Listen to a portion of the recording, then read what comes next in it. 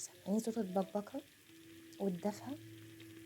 هقولك ازاي تعملي احلى فراخ مشويه بتتبيله سهله وبسيطه، وهتشويها في الطاجن من غير دخنه ولا بهدله، وفي منتهى السهوله، وهتطلع معاكي احلى مره عملتيها.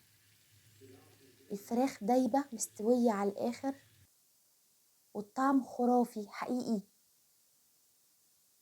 احلى تتبيله تقريبا انا عملتها في حياتي، وبسيطه جدا جدا جدا. انا معايا هنا وراك، تقدري تستعملي فرخه كامله اللي يريحك.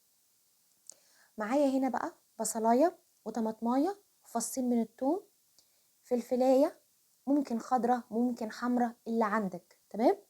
هننزل بدول في الكبه بتاعتي، تمام. وهديله ضربه حلوه قوي.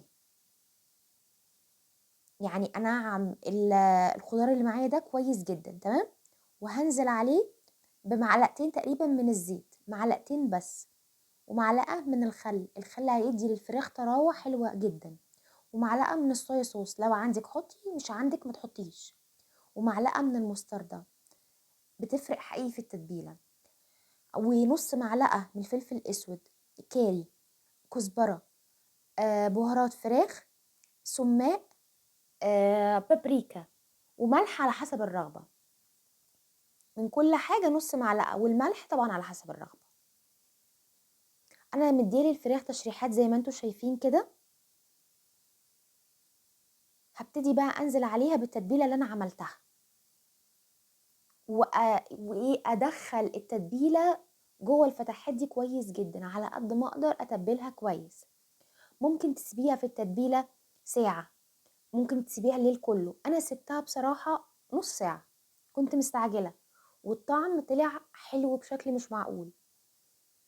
فدي فراخ تقدري تتبليها لو انت مستعجله. انا معايا هنا بصلتين، تمام، قطعتهم وحطيت عليهم فلفل اسود وملح وورق لورا، وهبتدي ادعكهم بالتوابل دي كويس جدا، تديهم دعكه، تمام. وهحطهم في ارضيه الطاجن بتاعتي، وبعد كده هرص عليهم الفراخ بالتتبيله بتاعتي، تمام.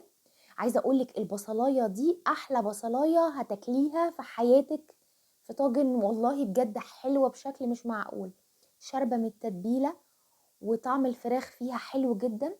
هبتدي اغلف الطاجن بتاعي ده بورق زبده وفويل، وادخله على فرن متسخن على درجه حراره 200.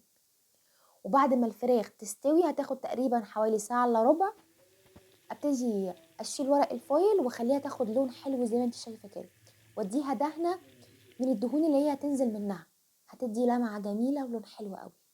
بس كده، في منتهى السهوله والبساطه.